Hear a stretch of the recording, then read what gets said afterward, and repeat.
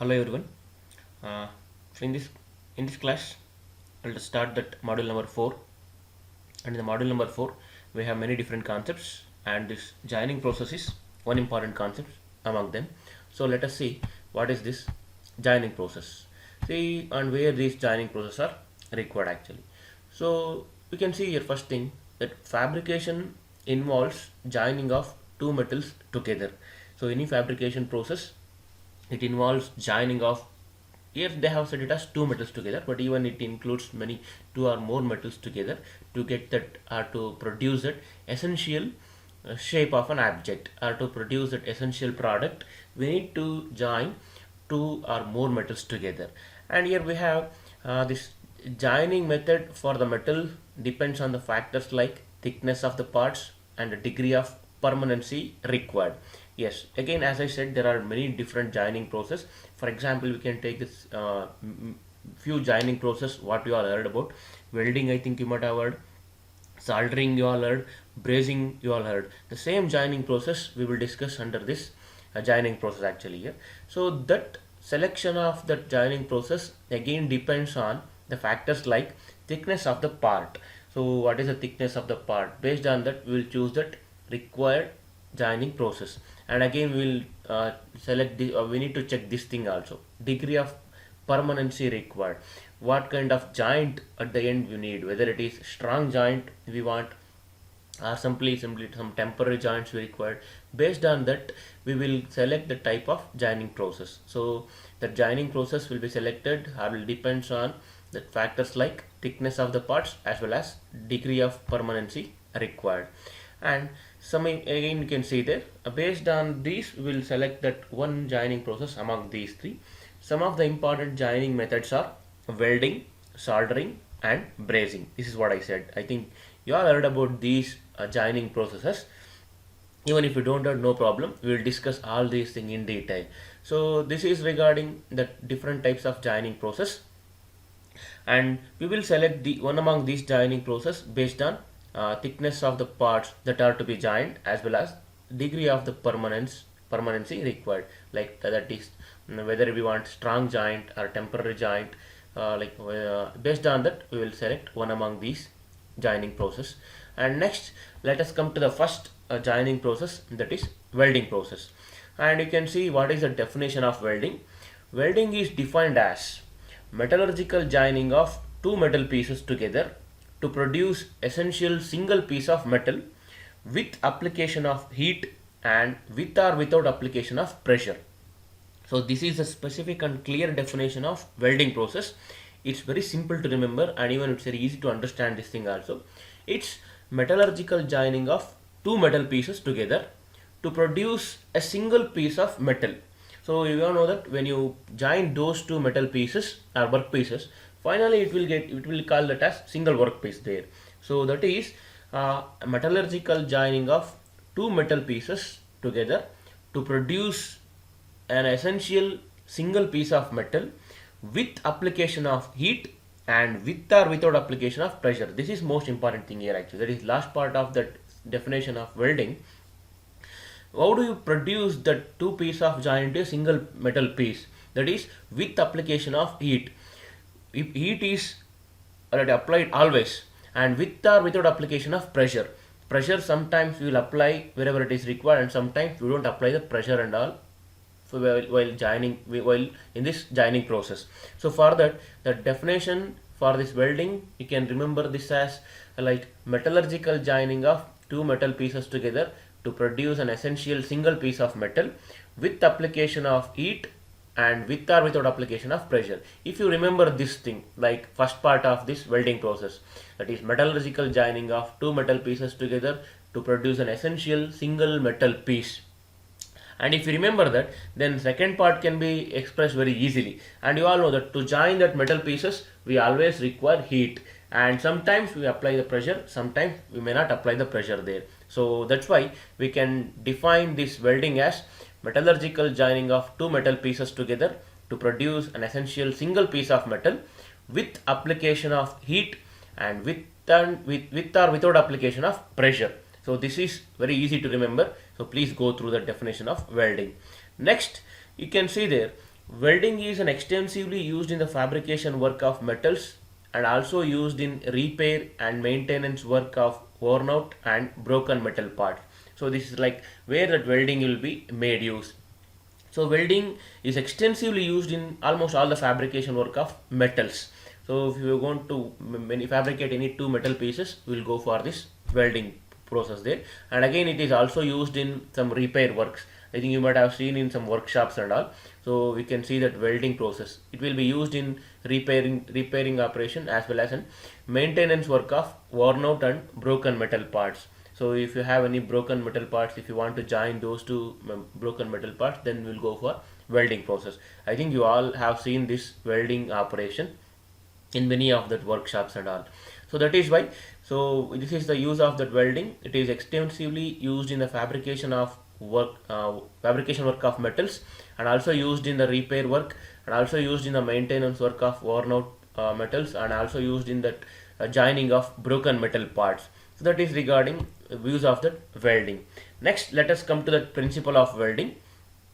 So here actually in that welding process, the parts to be joined are heated. As I already told that in the welding process, we will apply that heat. That's why in the last part of the definition of welding, we told that with application of heat, with or without application of pressure.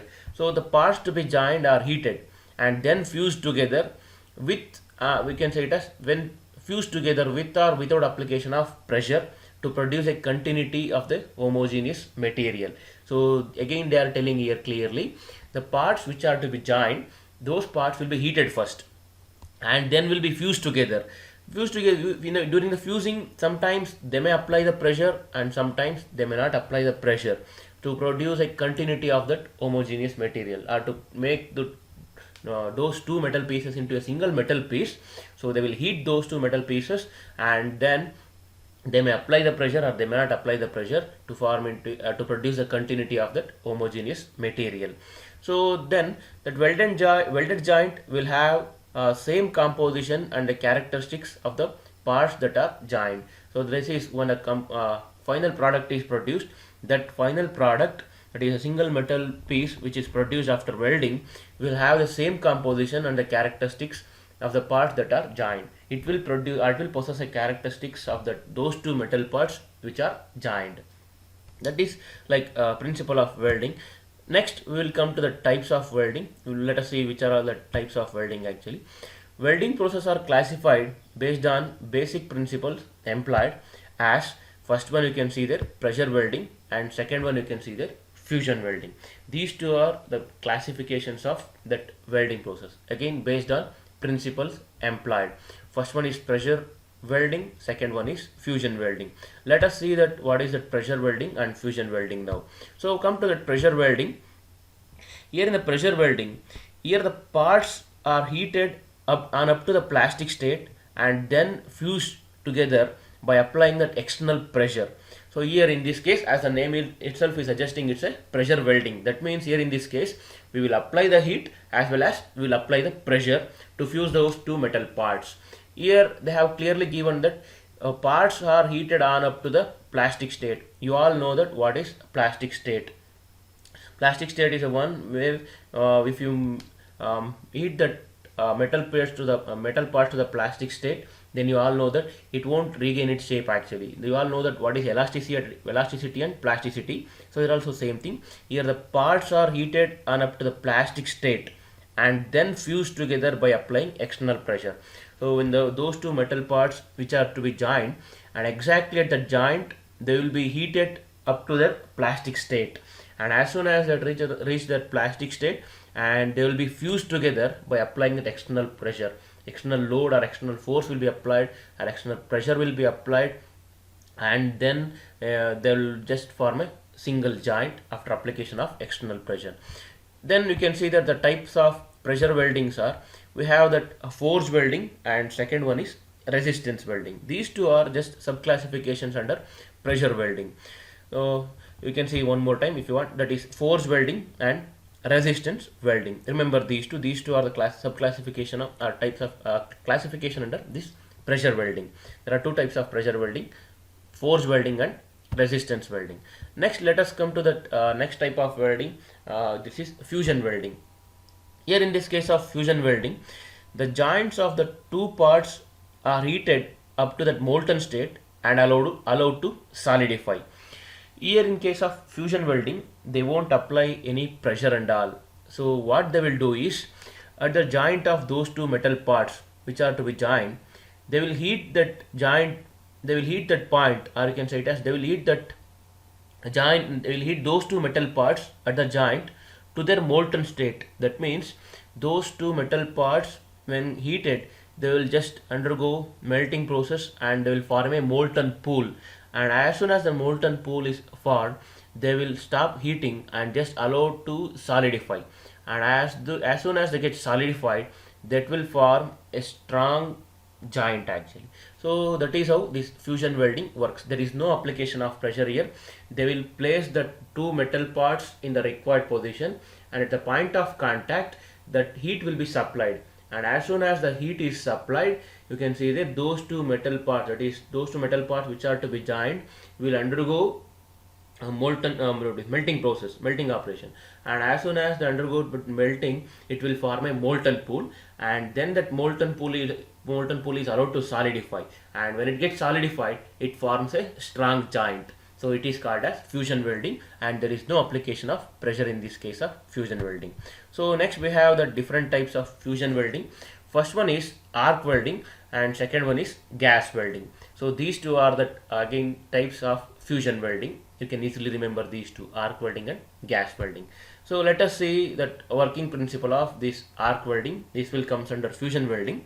Let us see how this what is the working principle of this arc welding. This is most important thing again. They may ask this thing for examination, like arc welding, which comes under fusion welding. So you can see which are all the important components of this arc welding here. First thing you can see there, yes, these are the metal pieces to be joined here, and we have that main thing is again you can see that these are that base metal parts which are to be joined, and we have this electrode. You can see that this is the electrode, consumable electrode. We will be having an electrode holder actually here, that is not shown in the diagram. Electrode holder to hold this electrode, and actually this is a core of that electrode. And here it is this is called as flux coating. That is, there will be a coating over this core of the electrode, and that is called as this is flux. And I will tell you what is the use of this flux coating over this core of the electrode. Next is gaseous shield, which will be formed to protect this molten pool from the atmospheric gases. It is to protect that molten pool from the oxygen, nitrogen, or you can say it as any atmospheric gases. Then you can see that is molten filler metal. This is that after forming that when you supply that heat, that base metal parts will get melted, as well as this electrode will also get consumed. It will also get melted and will form a molten pool, that you can see here clearly, molten weld pool here. And next is this is, you can see that is a completed weld, that already it is, this part is welded already, that is joint is formed, and that electrode is moving in this direction. So this entire you can see that these two are the metal parts, so it entire thing has to be welded. So that this electrode is moving in this direction here, and this is a simple diagram to show that arc welding. So show these two metal parts, that is base metal parts, show this consumable electrode. Consumable electrode in the will tell you different types of electrode. That is, one is consumable electrode and another is non-consumable electrode. We will tell you in detail in the next slides what is that consumable and non-consumable electrode. So here this is the consumable electrode will be made use in case of arc welding, and this is the core of the electrode. I will tell you what are the things you need to show in the diagram. Show these base metal parts, and show this electrode, and show this core, show this flux coating, along with that show this gaseous shield, and also you can show this molten weld pool, and show this completed weld. And this crater, that is this the shape of that molten pool is need not to show here. And here you can see this molten filler metal, need not to show all these things, just show that important parts in this diagram. One, molten weld pool you need to show, base metals you need to show, consumable electrode, core of the electrode, flux coating, and this gaseous shield, and this welded complete welded joint or completed weld you can show. You need to show this much here, and we have you can see that is a power supply, low voltage, high current has to be supplied in case of this arc welding here.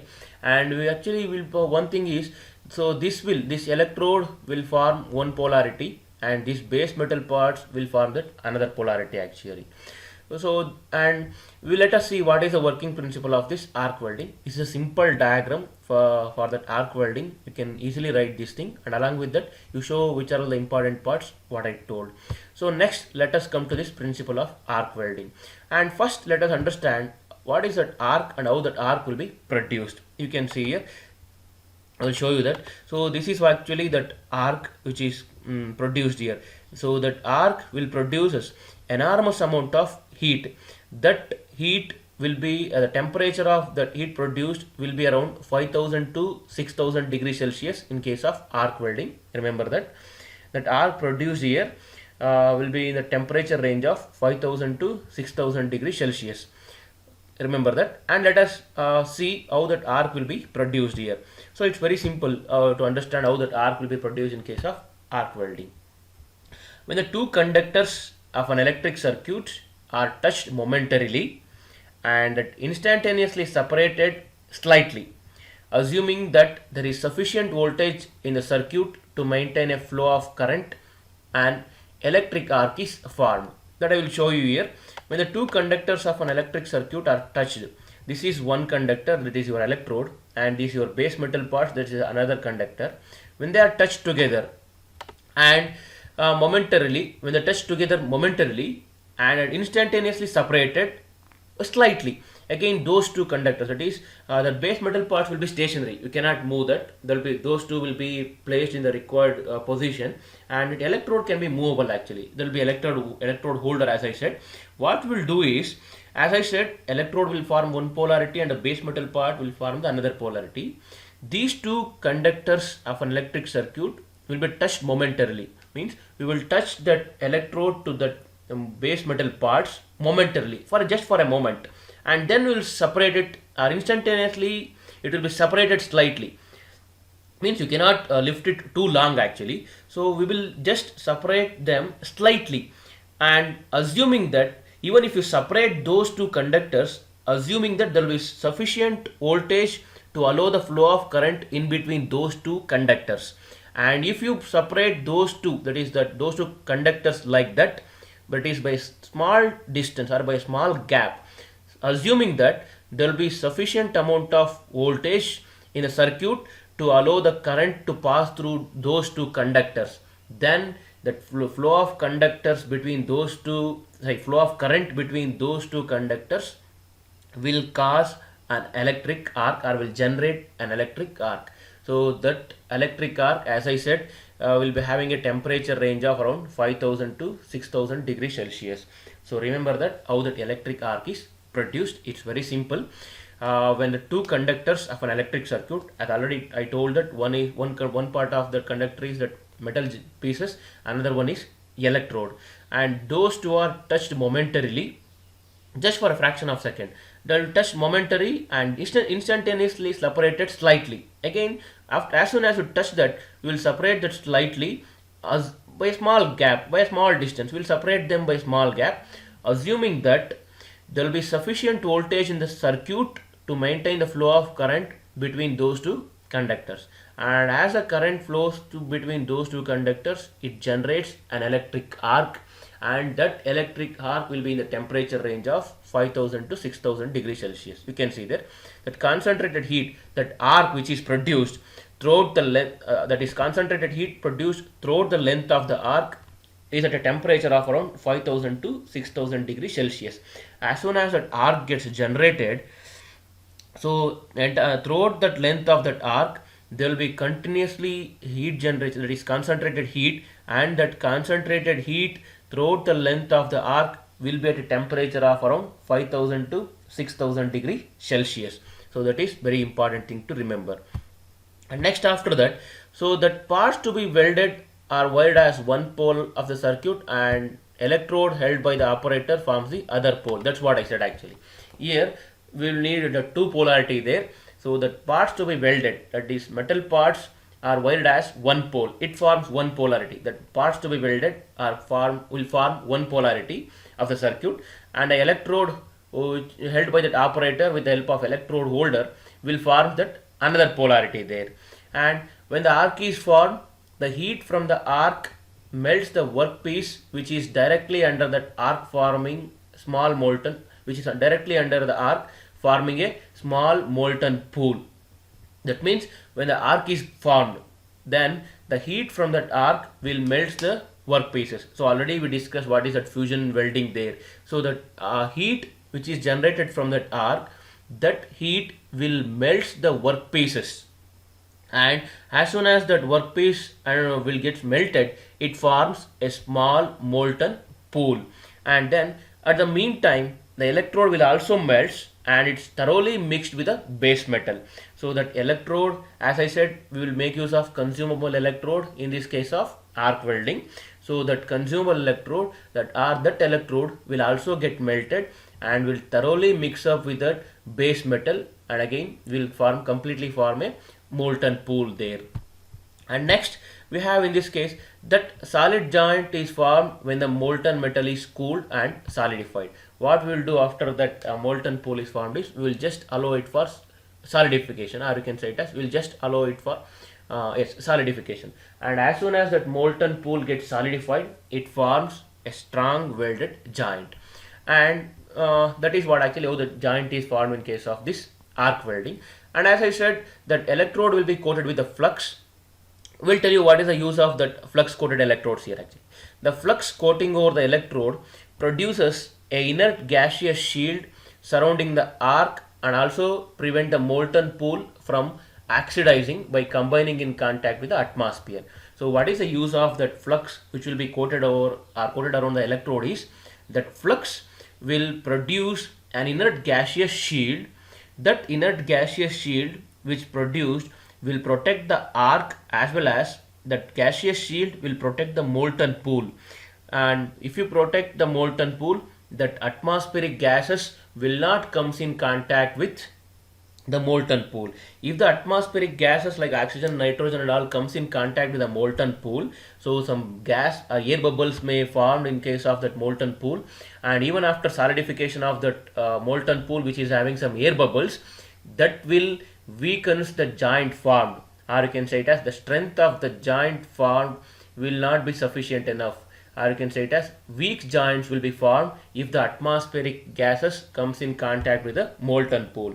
So that has to be stopped, or you can say that has to be prevented. The molten pool has to be prevented from that atmospheric gases. So for that, this inert gaseous shield which will be produced, that will prevent that molten pool from that atmospheric gases, thereby which no atmospheric air will enter that molten pool, so thereby which there will not be any air bubbles and all. So it will form that but molten pool after solidification forms a strong joint. So that is the use of that, like that is the use of that flux which will be coated over the electrode. So we will discuss that working principle once again. I will tell you with the help of the diagram itself. You can concentrate in this diagram, that is principle of arc welding.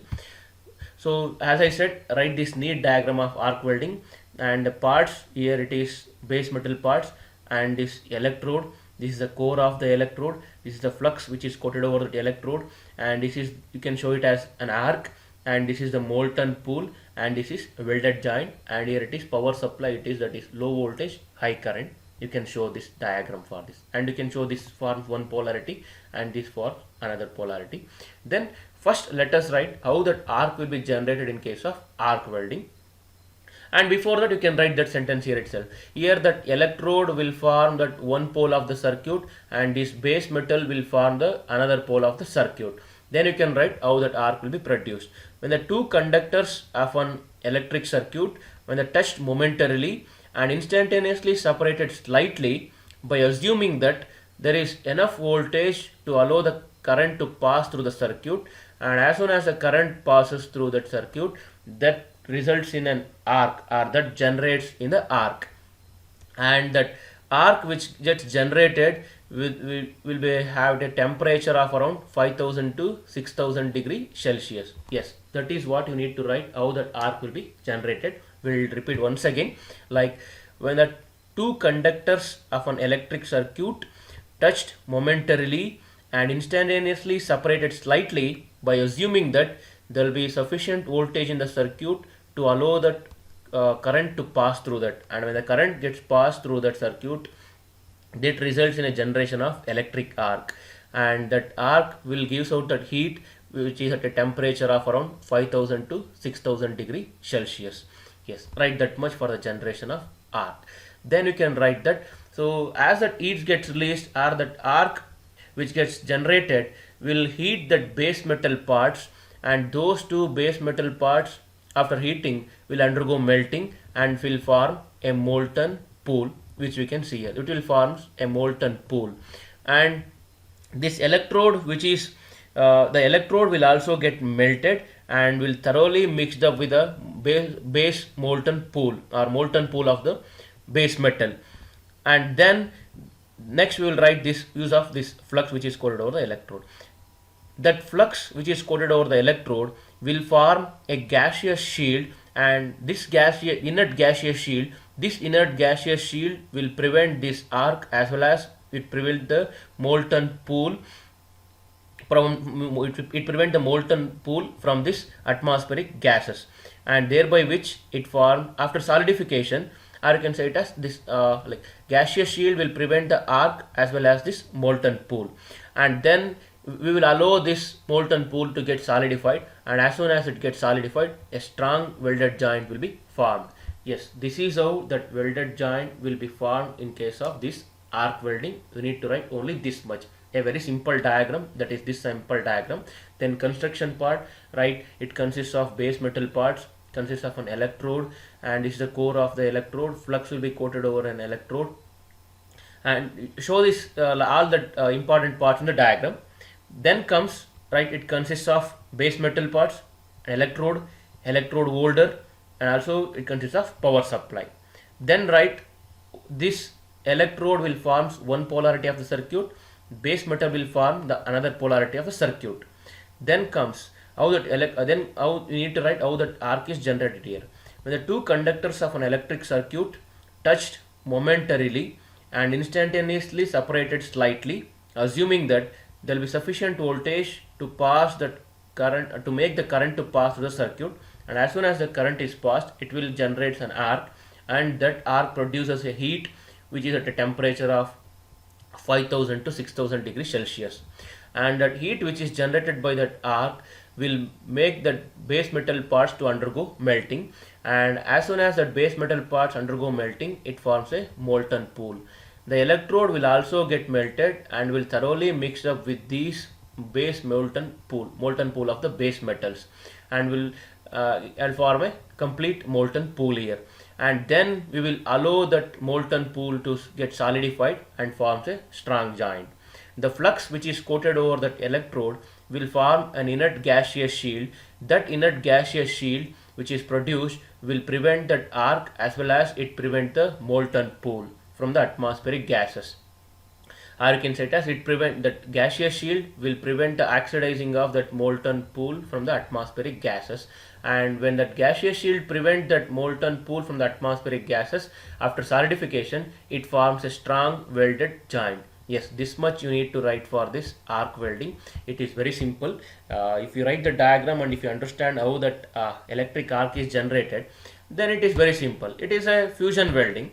So you can write that you all know already understood the working principle of fusion welding. In the fusion welding, base metal parts will undergo that melting process. It forms a molten pool, and when it allowed to solidify, it will form a strong joint. So that is for like arc welding principle. Let us see which are the some devices of this arc welding machine. So both AC and DC are used for arc welding, and for AC arc welding, a step down transformer is used.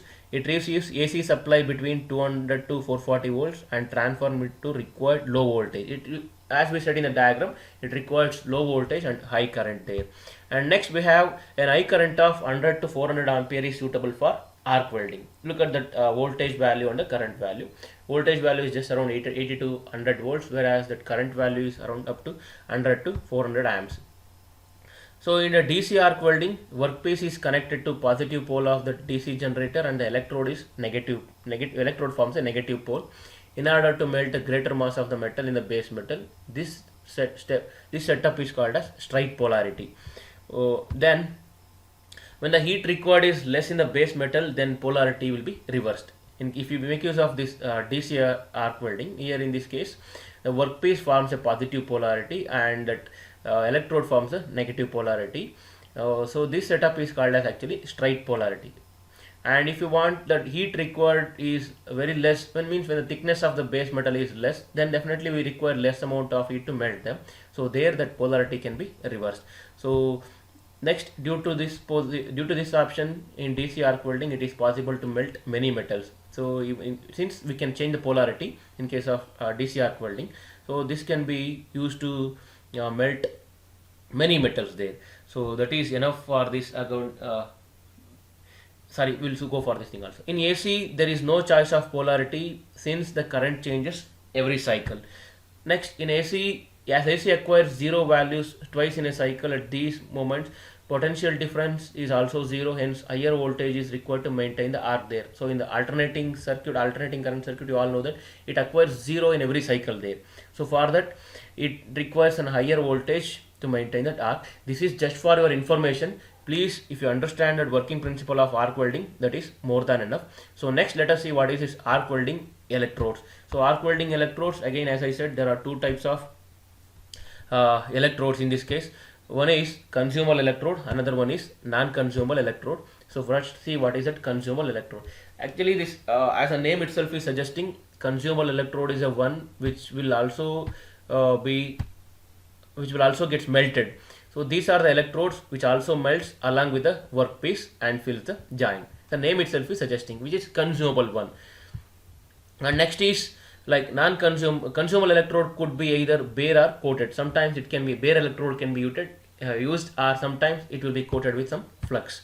So when the bare electrodes are used, globules of the molten metal while passing from the electrodes absorbs oxygen and nitrogen atmosphere from the atmosphere. That is, when the bare electrode is used, there will not be any flux. And as I already told, that use of flux, if the flux is there, it forms a strong gaseous shield. Whereas in case of bare electrode, there will not be any gaseous shield, thereby which that it will absorb the oxygen as well as nitrogen from the atmosphere, and that atmospheric gases will trapped in the solidified weld metal and thereby decreases the strength of the joint. Electrodes are made up of soft steel and alloy steel. This consumable electrodes made up of soft steel and alloy steel. Next we will go for this. The coating consists of chalk, starch or ferromanganese and binding agents. That is that flux material which will be coated over the electrode, maybe chalk or starch or ferromanganese and binding agents. So it is we will need not to go for this. If you want to see this again, use of this coated electrode, it will protect that molten metal pool from that oxygen and nitrogen. That is what I already said. To establish and maintain an arc throughout the welding, so it prevents the arc also. The formation of the slag over the joint thus prevents from the rapid cooling and addition of alloying elements. So you please remember these two. What is the use of that formation of inert gaseous shield? So you can remember these two and you can write that much. Next we'll go for non-consumable electrodes. In the non-consumable electrode, when these are used, an additional filler material is also required. That is, it is a non-consumable electrode. In this case of non-consumable electrode, the electrodes will not get melt along with the base metal. Advantage in using this electrode is that amount of metal deposited can be controlled, which is not possible in other type of electrode. That is, the amount of metal deposited on the joint can be controlled in this case of non-consumable electrode, where it is not possible in other case of electrodes. This is regarding non-consumable electrode. Very simple thing. It will not get melted along with the base metal parts. So here we will make use of some extra or other filler material here. An additional filler material will be used. Next we will come for this resistance welding. It's again very simple actually. We'll go with this thing. Parts to be welded are heated up to the plastic state and joined by applying the mechanical pressure. Here you already know that this is a resistance welding will comes under pressure welding there. Parts to be welded are heated up to the plastic state and joined by applying mechanical pressure. Heating is done by passage of heavy localized electric current. The current flowing from one part of the joint to the another encounters high resistance and temperature increases.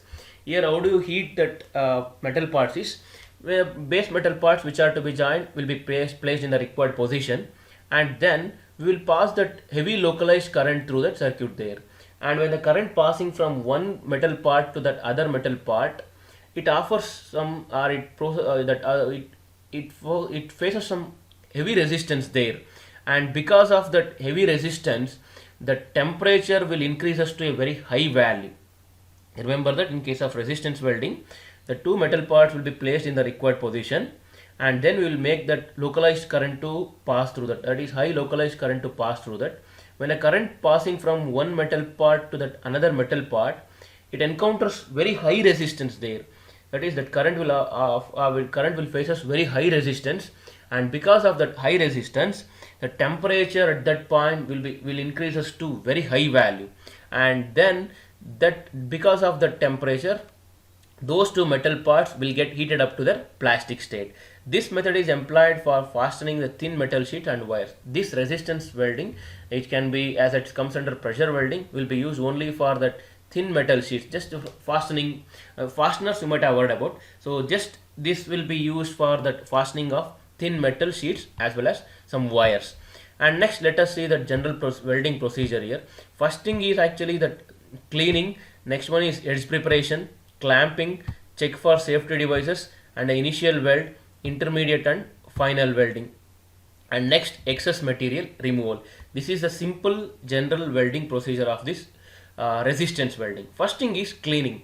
Those two metal parts which are to be joined will be cleaned. For example, in some of the metal pieces which are to be joined, there will be some dust on it, or there will be some oil or grease on that. That everything has to be completely cleaned from those two metal parts which are to be joined. Then edge preparation, like based on the type of joint we want, whether we want butt joint or lap joint, or whether we want T joint, L joint, based on that we'll make that edge of those two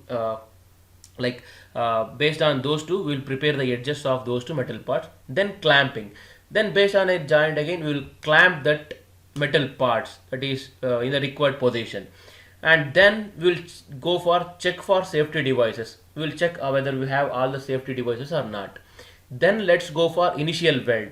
So for example, even in this we'll just do that initial weld actually. So if you place those two metal parts in the required position, end of those two metal parts has to be welded first. So just to maintain that same shape, or you can say it as same position during the welding process. The end point of those two metal parts, or you can say it as at the joint, exactly at the interface or the joint, end point should be welded first. Reason is just to maintain the same position of that workpieces throughout the welding operation. We will just weld the end part of those two. You might have heard called torque, in case of welding process, if you go for any workshop and all, they will do that simple torquing there. Just they will weld that end part there, just end of that joint, just to maintain that same position throughout the welding operation. Next, after that is the initial weld actually. Next, intermediate and final welding. Next we will go for that intermediate and final welding. In the sense is that is we will make that heavy localized current to pass in the circuit, and when the current passing from one metal piece to another metal piece, that current offers some heavy, it encounters some high resistance there, and because of that the temperature at that joint will be very high, and just because of that heat, that base metal parts will be heated to that plastic state, and then we'll apply some mechanical pressure. And when you apply that mechanical pressure, then definitely those two metal will form a strong joint. Then if any excess material is there at the joint, that will be removed, and with the help of some other extra devices, so that is extra material removal. This is regarding like resistance welding. It's very simple. If you remember these 7 steps, like first thing is cleaning, edge preparation, clamping, check for safety devices, initial weld, intermediate and final welding, and excess material removal. This will gives you that enough information to explain that resistance welding. It's very simple actually. So this is enough for today's class. Next, let us move to the other topics.